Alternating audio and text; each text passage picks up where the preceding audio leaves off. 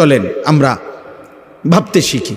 আল্লাহ তাআলা আমাদেরকে নতুন করে আবারও ডাকতেছে, বান্দা মাহে রমজান আমি তোমাদের সামনে নিয়ে আসতেছি, তোমাদের এখন দরকার শুধু দোয়া করো, আল্লাহ রমজান আমারে দেখাইয়েন, রমজান পর্যন্ত পৌঁছাইয়েন। আর প্রত্যেকটা বাবা ভাই, পুরুষ নারী, জওয়ান বুড়া, সবার কাছে আমার অনুরোধ, রমজানকে টার্গেট করে নিজের জীবন পরিবর্তনের জন্য আপনি সিদ্ধান্ত নিন। আল্লাহ কোরআনে ওয়াদা দিছে, বান্দা একটা মাস রমজান তুমি যত্ন নিয়া রমজান মাসটা কাটাইবা, সবগুলো গুনাহ ছেড়ে দিবা, আমি আল্লাহ তাআলার হুকুমগুলো পালন করবা, আমি আল্লাহ ওয়াদা দিলাম লাআল্লাকুম তাত্তাকুন, এক মাসে তোমাকে মুত্তাকি বানায় দেব, জান্নাতি বানায় দেব, বানায় দেব। আল্লাহ তাআলা বলছেন, আল্লাহ কোরআনে বলছেন, বান্দা তুমি মনে রেখো কোনোভাবে রমজান বলতে আমি কঠিন কিছু তোমার উপরে চাপাই নাই। ইউরিদুল্লাহু বিকুমুল ইউসরা ওয়ালা ইউরিদু বিকুমুল উসরা। কোরআনে আল্লাহ বলছেন, রমজানের কথা বলতে গিয়ে আল্লাহ বলছে, বান্দা মনে করো তোমার জন্য আমি কি কি দিছি রমজানে।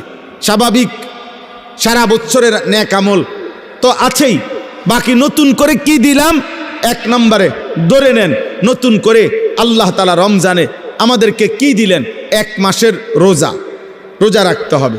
2, প্রতিদিন তারাবি পড়তে হবে। 3, ইফতার করতে হবে। 4, রাত্রিবেলা সাহারি খাইতে হবে।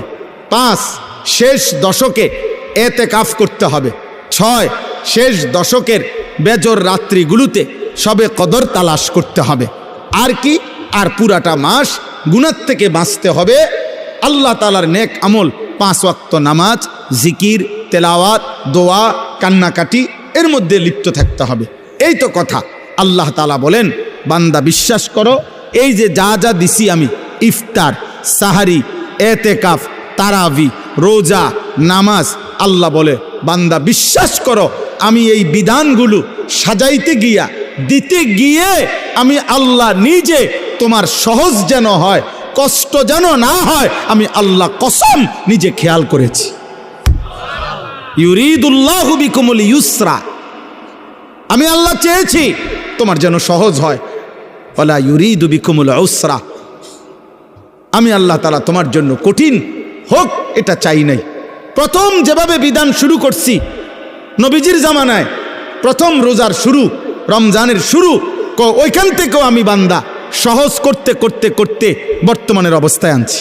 শুধু কমাইছি, বাড়াইছি না, শুধু কমাই আনছি। সংক্ষেপে বলি, প্রথম